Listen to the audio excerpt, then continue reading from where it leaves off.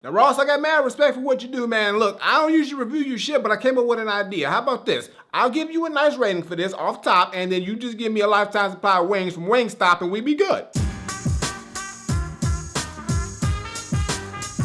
What's going on, everybody? It's the Granddad Woolly, and you are here again for another edition of Woolly Reviews Hip Hop Data. We got an album review today when you talk about the brand new album that just fucking dropped from a motherfucker who been in the game for a hot minute, making all kinds of crazy bangers and Maybach music and Wingstops all over the goddamn place with the lemon pepper joints. Them shit's so fucking good. Yo, come on, Ross, give me a lifetime supply. It's a Wingstop like 20 minutes for me, man.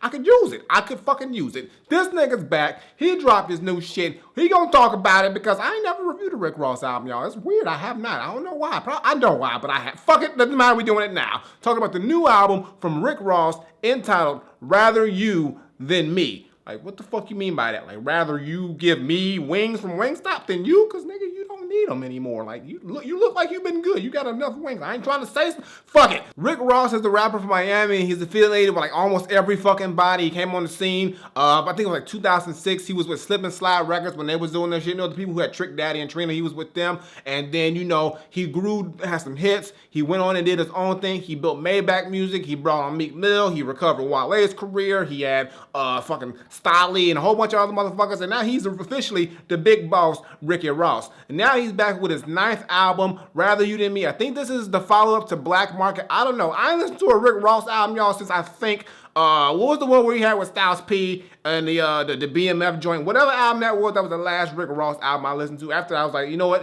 it's what he does. I know what he does. I know his formula. And now we're gonna see, because I'm hearing a lot of shit about a lot of shit on this album. So I said, fuck it, let me give it a shot. What Rick Ross done did on this one. So, did Ross give us some new shit, or if he gave us the same old crazy bangers and then just what we know from him? I don't know, but I know one thing. I want some Wingstop, nigga. Make it fucking happen. Let's talk about it. Now, when I first popped in this album and I tuned into the production, I quickly realized that Ross has not lost his ear for beats. This motherfucker knows how to pick a fire-ass beat. And the thing about this album is Rick Ross is known to have them crazy bangers, a lot of great instrumentation, and a lot of just lush sounds on here, but it still sounds hard and just gritty at the same time. And the production on here fits that to the T. He's got so many different just bangers and hard-hitting drum sounds on here, but at the same time, he'll throw in shit like saxophones and strings and orchestras and all kinds of shit that sounds magical and majestic, but still it sounds like Maybach music, because it sounds like luxury gangsta music. That's what it is. It sounds like a luxury,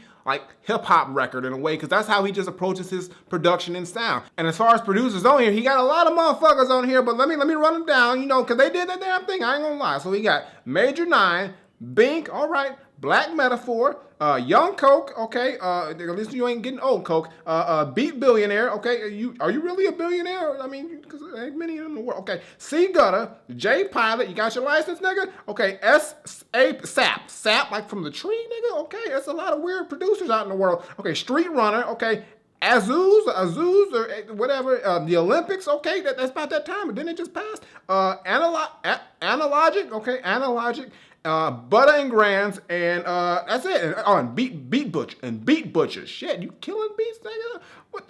Yo, producer names are getting crazy these days. They running out of shit. Anyway, those are the producers on here, and they all come through with them hard-hitting, well-layered, lush productions that Ross is known for going over, and they did a decent job. Now, like I said, all the beats on here aren't crazy. They weren't having me jump out of my seat, but I could appreciate the amount of detail that went into the beats. And then there were some beats on here that immediately just got me, and I was like, yes, this shit is fucking hard. I fuck with this shit. I like the vibe of it. I like the way it just flows and the mood and the sound and everything, and then Ross just fits like butter on some of these tracks. So overall, I gotta say the production here is very solid. It is what we get from a Rick Ross. There are some more bangers on here, of course, and then you got those smooth luxury sounds that he likes to do, and it just works for what he does. So now let's see what Rick Ross did on this shit, and if he just brought that Maybach music lifestyle that he loves to live. And I mean, like, Wingstop, nigga, please, just come on, make it happen, nigga. Just send me a coupon. Fuck it. Just what you rap about. Now, when it comes to Rick Ross, y'all, I will admit he is a very good rapper. He's got nice flow. He's got good lyrics. I like the way he does the shit. That shit gets me still. I love that shit.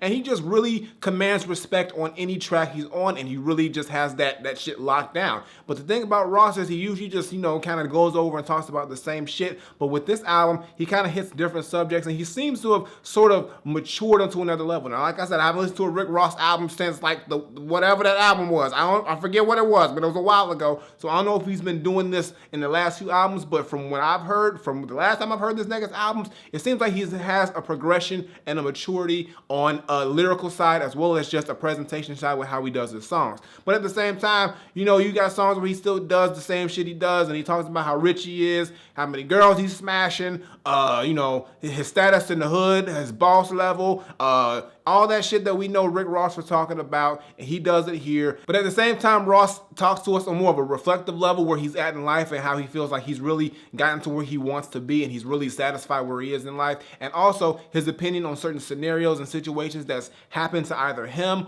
or people around him, and he just gives his take on it in the songs as well. So Ross does a decent job here. He really didn't amaze me or wow me, but he did, I was impressed. I was impressed with how he progressed and that he's still able to put together a solid, somewhat cohesive album in the way, not like amazing, but at the same time, it's not whack at all. I think this is a pretty decent, solid album for what Ross presented with the songs here. Not every song on here is fire, but I think some songs here are really, really fucking dope, and then some songs are really decent, and there were a couple songs that I think I could have did without, but overall, Ross did a really good job just as a song and presentation-wise. And when it comes to features, Ross is always known to get some nice features on here, and this album is no different. So he's got Raphael Sadiq, Chris Rock up in here talking and shit.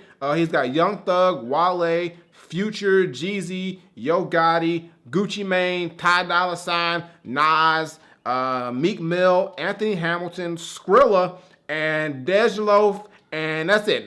We got a lot of features on here. It's like 14 songs on this album. He's got a lot of features, but the thing about it is most of the features are on the same song. So there are some songs where you kind of hear Ross by himself, or some features are singing nigga, so they just take care of the hook. So it doesn't seem oversaturated, but it is a lot of features. But for the most part, they all come through and do what they do. No features really, really impressed me. They all pretty much did what I expected them to do. Not saying that's bad, but I'm just like, I wasn't wowed. It was just, okay, they did what they did, and the song came out either really good or decent or meh. But for the most part, like I said, overall, Ross did a decent job on the lyrical side, on the feature side, on the beat picking side, and on the song side as well. Now, you know I gotta give you my top 5 tracks, y'all, and this was a little difficult because, you know, it took me a while to really warm up to some songs, and some songs I really did like, but I did get 5 I liked, so let me go. Hold on, I thought I had the shit right now. Here we go. So it's Apple of My Eye, and then Idols Become Rivals, and then, hold on, where's it at? I Think She Like Me, and then Scientology, and then Lamborghini Doors. Okay, so let's go back up to the top. So Apple of My Eye is actually the first song on this album. It's the opening track, and I love the beat on here. It's really just hard hitting. It's that luxury Maybach music. This is it to the T. It's got a nice saxophone on here. It sounds like the same saxophone that they was playing before Ricky got shot in Boys in the Hood. R.I.P. Ricky, you was about to go to college, nigga. Shit.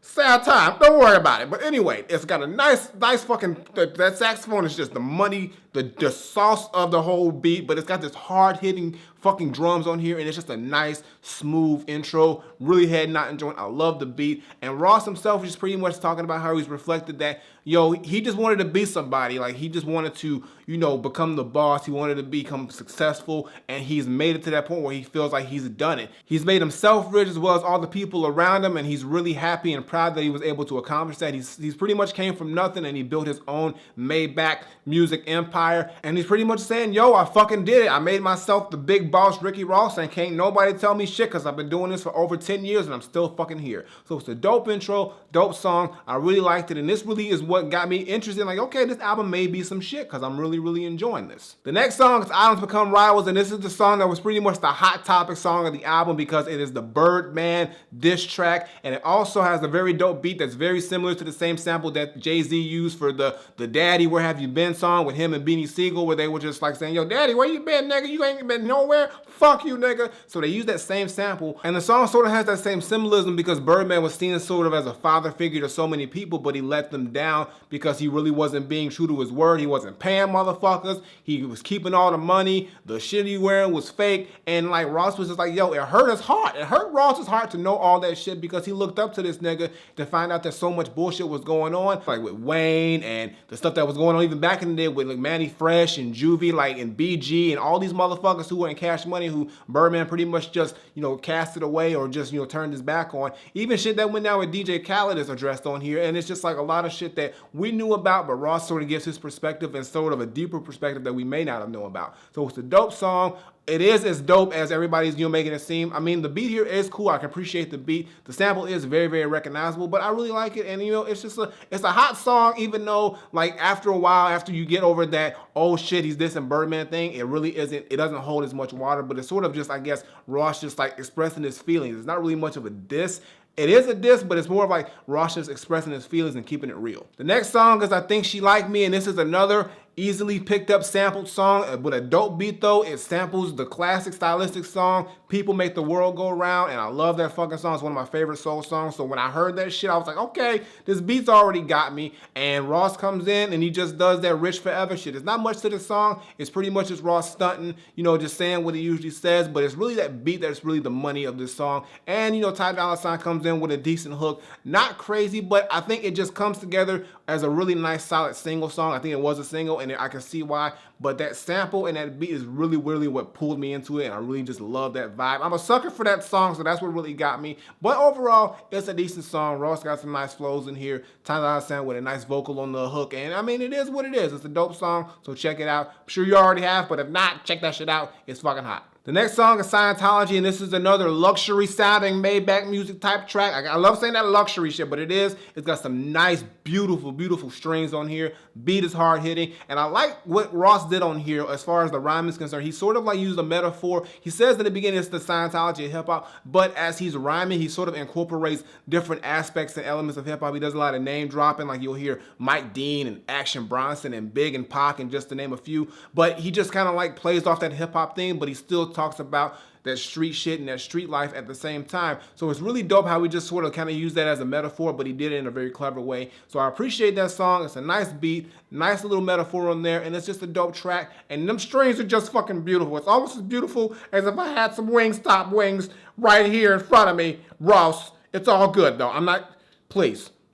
And the last song is Lamborghini Doors, and this features Meek Mill and Anthony Hamilton. And this is a song that kind of surprised me. At first I thought it was cool, but after a couple listens it really grew on me. I like the beat on here. It's that classic hard-hitting beat on here, but I also like how it starts off. It starts off with Ross sort of like going into the jail. I guess this was like the time he was reminiscing when Meek was in jail, and it sort of starts off where Meek is like rapping in the jail cell, or he's rapping in jail, and Ross kind of sees him doing that, and he kind of just tells like a story, but it's kind of dope how it just starts off. And then what I really liked on here is Anthony Hamilton's hook on here. Anthony Hamilton is fucking dope, and we don't get to hear enough Anthony Hamilton. I wish we heard more of him, because this motherfucker is a true, pure singer, and he is really, really dope on here. And I think that's what really sold it for me, is that Anthony Hamilton feature. But Meek Mill comes through with a solid verse as well, and then Rick Ross, of course, does his thing. So it's a dope track. But Anthony Hamilton sold it for me. There's always little things that really just sold it to the top 5 for me. But it's a dope track. Definitely check it out. And if you got a Lamborghini, open your doors up and listen to the shit. I'll never know that life. Maybe one day. I don't even want one. Just give me a Nissan. Give me a Nissan Altima. Altima doors will open up for that shit for me. I'll be good with that. And that's my top 5, y'all. And I gotta say, like, pretty much this entire album is solid for the most part.